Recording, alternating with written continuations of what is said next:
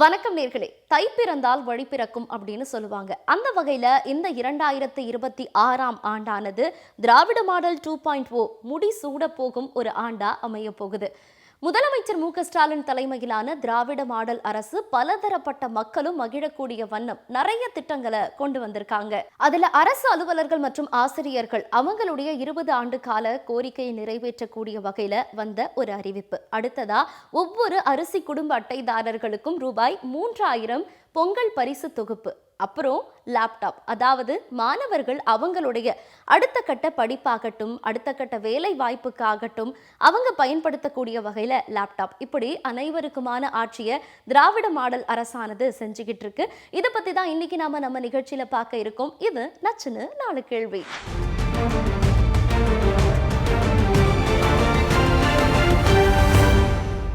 நவீன தமிழ்நாட்டோட வளர்ச்சியை சமூக நீதி, சமத்துவம் மற்றும் உள்ளடக்கிய வளர்ச்சி போன்றவற்றால கட்டமைத்து வராரு முதலமைச்சர் மு.க.ஸ்டாலின் அவர்கள். ஒரு குறிப்பிட்ட பிரிவினருக்கோ அல்லது ஒரு குறிப்பிட்ட பகுதிக்கு மட்டுமானதாக அவ்வளர்ச்சியானது இல்லாமல் தமிழ்நாட்டோட கடைக்கோடி மக்களுக்கும் அரசோட திட்டங்கள் சென்றடையணும் அப்படின்னு எல்லோருக்கும் எல்லாம் என்ற கோட்பாட்டின் அடிப்படையில இருக்கு. எளிய மக்களோட தேவைகளை உணர்ந்து திட்டங்களை தீட்டி அதை செம்மையா செயல்படுத்தி வரக்கூடிய முதலமைச்சர் மு.க.ஸ்டாலின் அவர்களுடைய நிர்வாகமானது இந்தியாவிற்கு ஒரு முன்னோடி மாநிலமா தமிழ்நாட்டை மாற்றியிருக்கு. அதன் ஒரு பகுதியாதான் கடந்த வாரம் வெளியான அறிவிப்புகளும் இருக்கு.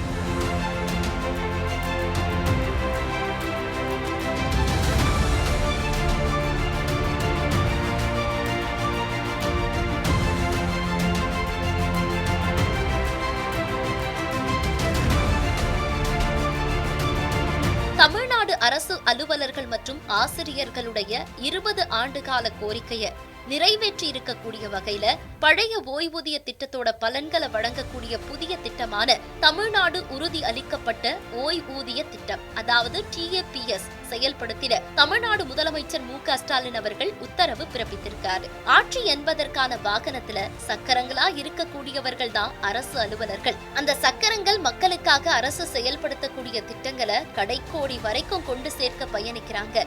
அதை உணர்ந்திருக்கக்கூடிய அரசுதான் முத்தமிழறிஞர் தலைவர் கலைஞர் அவர்களுடைய வழிவந்த திராவிட மாடல் அரசு அப்படின்னு குறிப்பிட்ட முதல்வர் அவர்கள் அரசு அலுவலர்கள் மற்றும் ஆசிரியர்களுடைய நலனை காப்பதுல கலைஞர் வழியில எப்போதுமே அக்கறையுடன் மாண்புமிகு முதல்வர் அவர்கள் தலைமையிலான இந்த அரசானது செயல்பட்டு வருது அப்படின்னு குறிப்பிட்டாரு. இது வெறும் வாய் வார்த்தை மட்டும் கிடையாது, இதுக்கான சாட்சிகள் பல இருக்கு. அதாவது கோவிட்-19 பெருந்தொற்று காலத்துல நிறுத்தி வைக்கப்பட்டிருந்த அகவிலைப்படி உயர்வு 2022ஆம் ஆண்டு முதல் ஒன்றிய அரசுக்கு இணையா உயர்த்தி வழங்கியதோடு ஒன்றிய அரசுக்கு இணையா காலதாமதம் இல்லாம அகவிலைப்படி உயர்வு தொடர்ந்து வழங்கப்பட்டு வருது.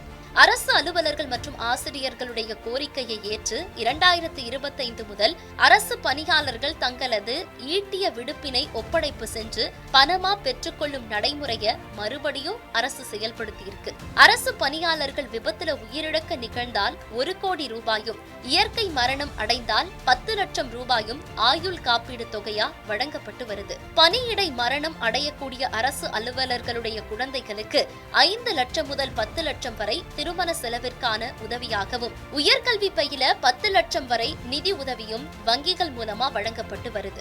அரசு அலுவலர்களுடைய குழந்தைகளுக்கான கல்வி முன்பணம் தொழிற்கல்விக்கு ரூபாய் 50,000 1 லட்சமாகவும், கலை மற்றும் அறிவியல் கல்லூரிக்கு ரூபாய் 25,000 50,000 உயர்த்தி வழங்கப்பட்டிருக்கு. அரசு பணியாளர்களுக்கு வழங்கப்பட்டு வந்த திருமண முன்பணமானது 10,000 ரூபாயில இருந்து 5 லட்சம் ரூபாயா உயர்த்தப்பட்டிருக்கு. அரசு அலுவலர்கள் மற்றும் ஆசிரியர்களுக்கு வீடு கட்டுவதற்கான முன்பணமா 40 லட்சம் ரூபாயில இருந்து 50 லட்சம் ரூபாயா உயர்த்தி வழங்கப்பட்டு இருக்கு. ஒழுங்கு நடவடிக்கைகளால பணியில இருந்து ஓய்வு பெறும் நாளன்று தற்காலிக பணியிடை நீக்கம் செய்யப்படும் சூழ்நிலையை அகற்றி அரசு பணியாளர்களை ஓய்வு பெற அனுமதித்து ஆணை வழங்கப்பட்டது.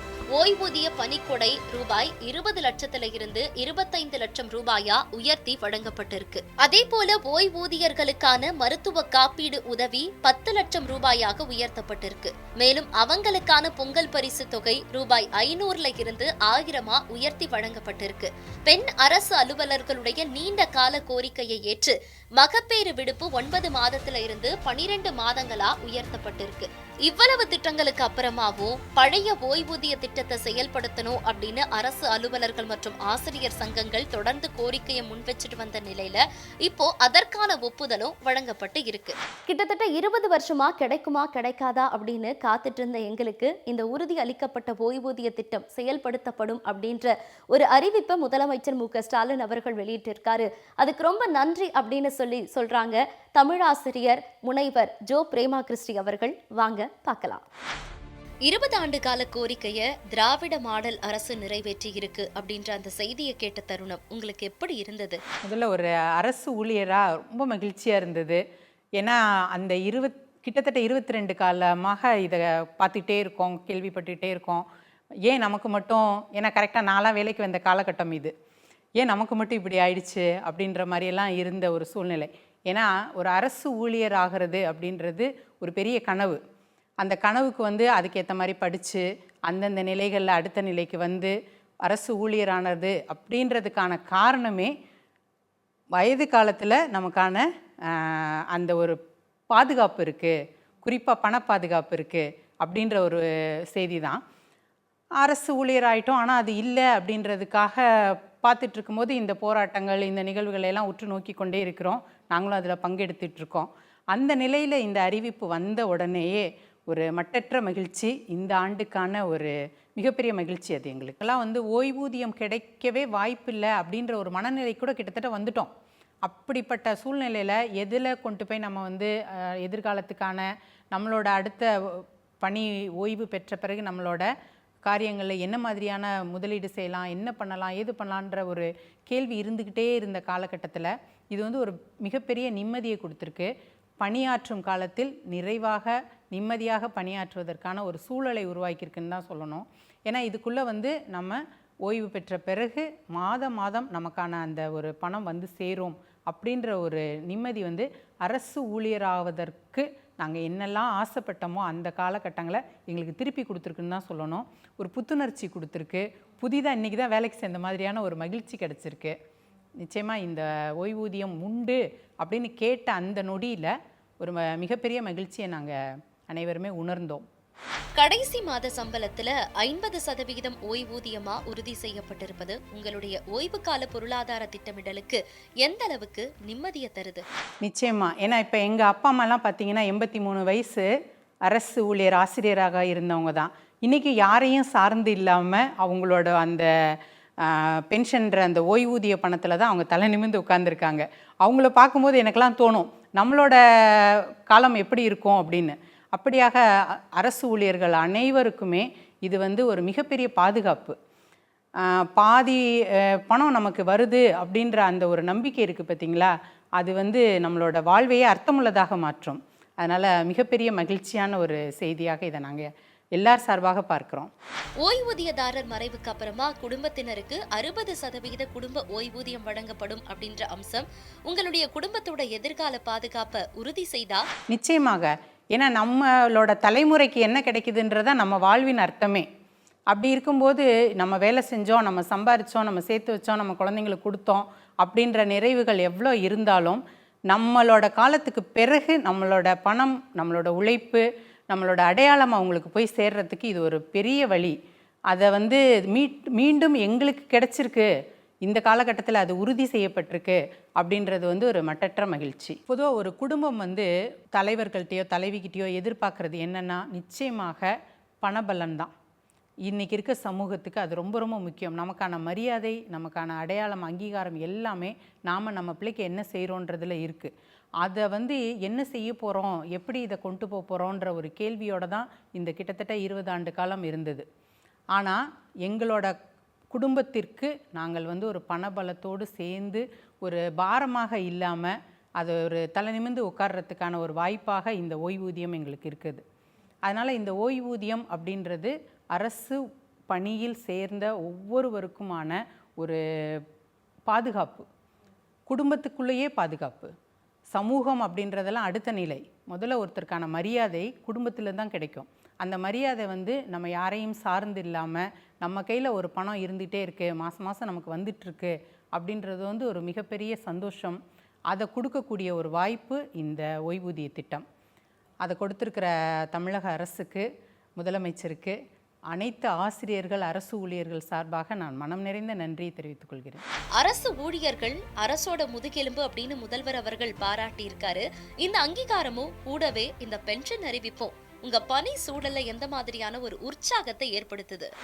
நிச்சயமா நான் ஒரு ஆசிரியராக எங்களோட பணியில் வந்து கால சூழலுக்கு ஏற்ற மாதிரி இன்னைக்கு நிறைய அழுத்தங்களையும் சந்திக்கிறோம். அதே சமயத்தில் வந்து ஒரு பெருமிதமும் எங்களுக்கு இருக்குது அரசு ஊழியர்களாக.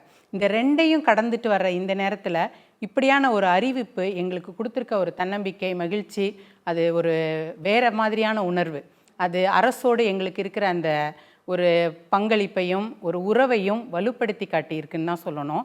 ஏன்னா வந்து அரசு, நாங்கள் தான் முதுகெலும்புன்னு சொல்லியிருக்கிறது எங்களுக்கு இன்னும் ஒரு உற்சாகம். ஒரு உடலுக்கு முதுகெலும்பு எவ்வளோ முக்கியம் அப்படின்றது எல்லாருக்கும் தெரியும். அந்த நிலையில் நாங்கள் தான் முதுகெலும்பு அப்படின்னு சொல்லும்போது எங்களுக்கான கூடுதல் பொறுப்பும் எங்களுக்கு புரியுது. அதே சமயத்தில் அந்த மகிழ்ச்சிக்கான ஒரு அதான் இந்த அறிவிப்பை நாங்கள் பார்க்குறோம். எங்களோட பொறுப்பு இன்னும் அதிகமாக இருக்குது. அரசோடு சேர்ந்து நாங்கள் செய்யக்கூடிய பணிகள் இன்னும் சிறப்பாக இருக்கும். அரசு ஊழியர்கள் வந்து நிச்சயமாக ஒவ்வொரு காலகட்டத்திலையும் ஒவ்வொரு துறையிலையும் எங்களோட பங்களிப்பில் தான் நம்ம நாட்டோட வளர்ச்சியும், அதுலேயும் ஆசிரியர்கள்னால் எதிர்கால சமூகத்தோட வளர்ச்சியும் இருக்குது. நாங்கள் மகிழ்ச்சியாக பணி செய்யும் பொழுது அது அப்படியே குழந்தைகளை எதிரொலிக்கும். நிச்சயமாக அது ஒரு ஆக்கப்பூர்வமான சமூகத்திற்கு வழிவகுக்கும்.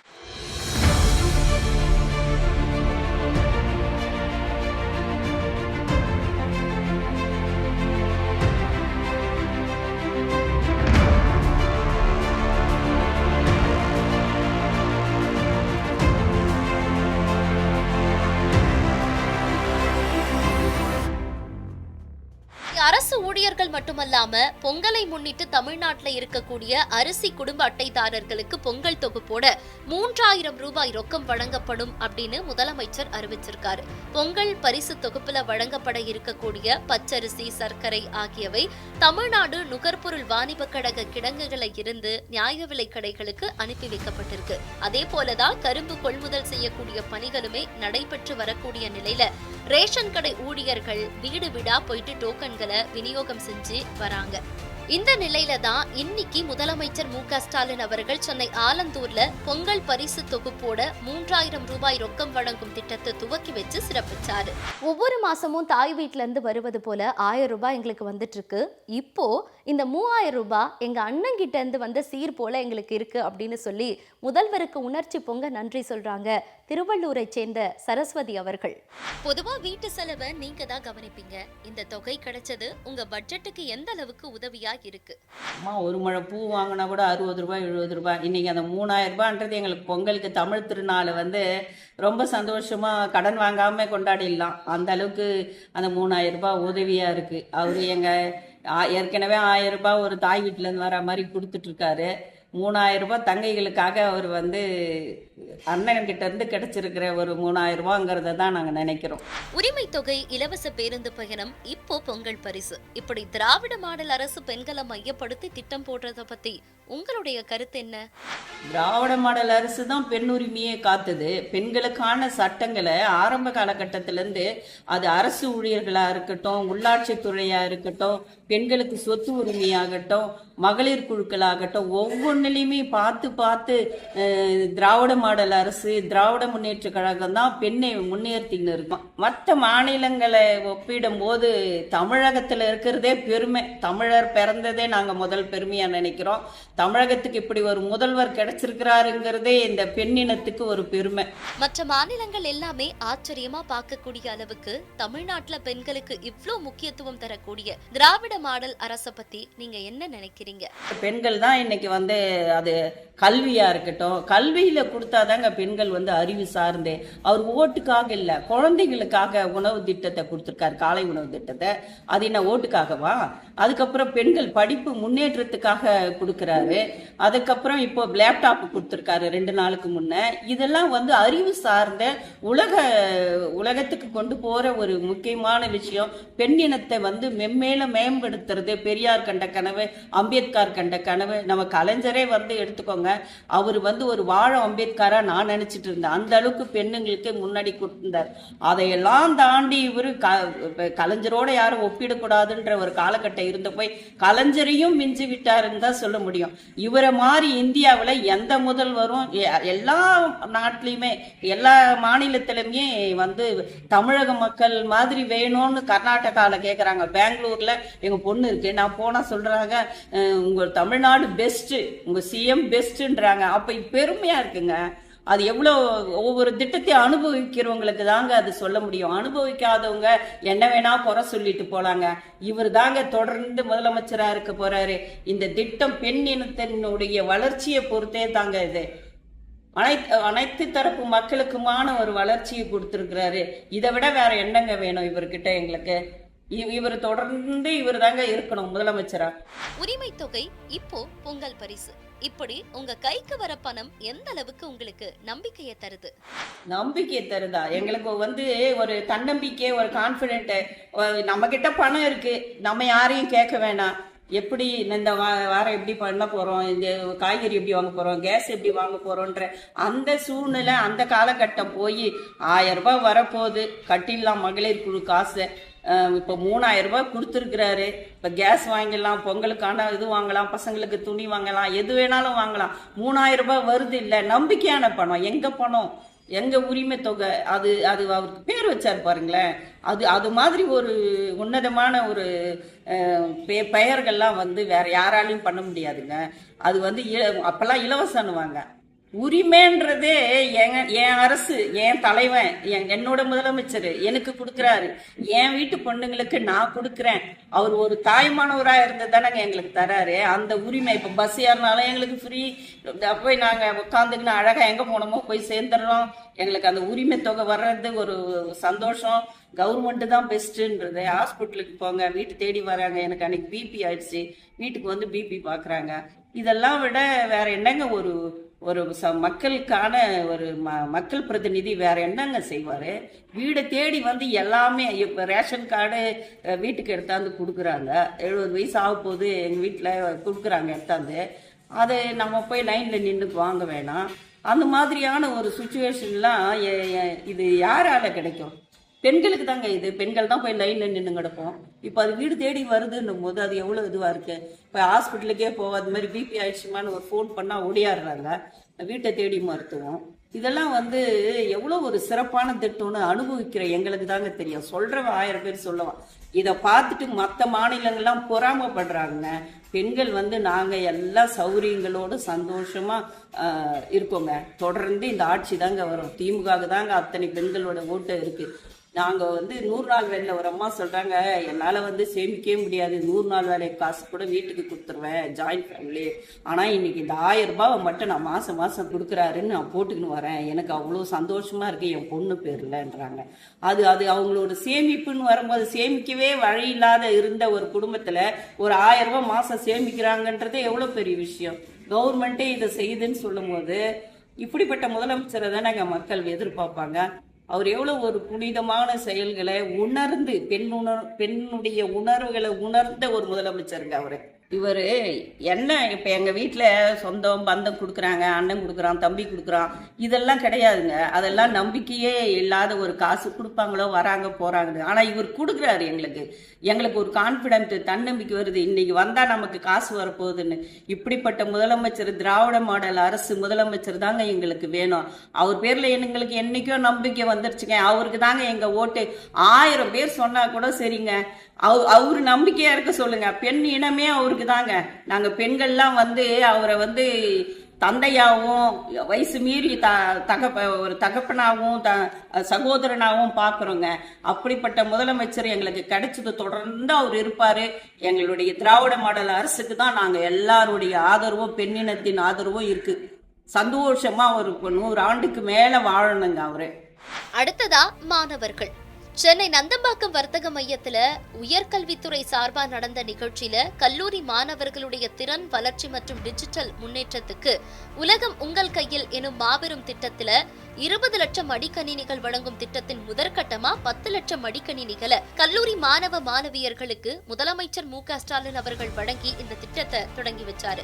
தமிழ்நாட்டுல உயர்கல்வியை மேம்படுத்தக்கூடிய நோக்கத்துல அதிக எண்ணிக்கையிலான உயர்கல்வி நிறுவனங்களை தொடங்குதல், அதன் வழியா ஆராய்ச்சி, புதுமையான படைப்புகள், தொழில்நுட்ப வளர்ச்சி ஆகியவற்றில மாணவர்களுடைய திறன்களை வளர்த்து வேலை வாய்ப்பை உருவாக்கக்கூடிய வகையில இந்த மடிக்கணினி வழங்கும் திட்டத்தை முதலமைச்சர் அவர்கள் தொடங்கி வச்சு சிறப்பிச்சிருக்காரு.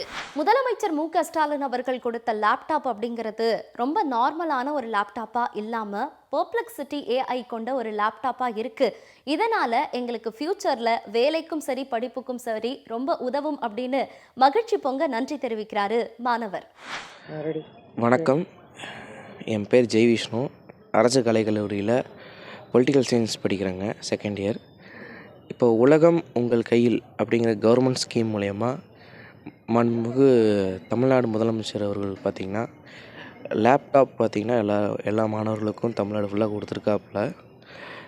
இந்த லேப்டாப் பார்த்திங்கன்னா ரொம்ப யூஸ்ஃபுல்லாக இருக்குது. இப்போ கொடுத்துருக்க லேப்டாப் ரொம்ப அட்வான்ஸ் டெக்னாலஜியோடு கொடுத்துருக்குறாங்க. 8 GB ரேம், அப்புறம் பெர்ப்ளெக்சிட்டியோடைய ஒரு 6 மாதத்தோடைய சந்தா அப்படின்னு நிறைய அட்வான்ஸ் ஃபீச்சர்ஸ் இருக்குது. இதுக்கு முன்னாடி லேப்டாப் எங்ககிட்ட கிடையாது. நாங்கள் கிளாஸில் படிக்கிறவங்க ஒரு முக்கால்வாசி பேர் பார்த்திங்கன்னா அவ்வளோ வறுமை கோட்டில் இருக்கிறவங்க தான். லேப்டாப் அப்படிங்கிறத நாங்கள் நினச்சி கூட பார்க்க முடியாது. 2019 பார்த்திங்கன்னா அந்த லேப்டாப் நிறுத்திட்டாங்க. அதுலேருந்து மாணவர்கள் ரொம்பவே சஃபர் ஆகிட்டு தான் வராங்க. அதுக்கப்புறம் ஃபோன்ஸ் நிறைய பேர் யூஸ் பண்ண ஆரம்பித்தாங்க இந்த லாக்டவுன் காலத்தில். ஆனால் ஃபோன் எங்களால் அவ்வளோக்கா ரொம்ப நேரம் யூஸ் பண்ண முடியாது. அப்புறம் இன்னும் கொஞ்சம் அட்வான்ஸ் சாஃப்ட்வேர்ஸ் எல்லாம் ஃபோனில் யூஸ் பண்ண முடியாது.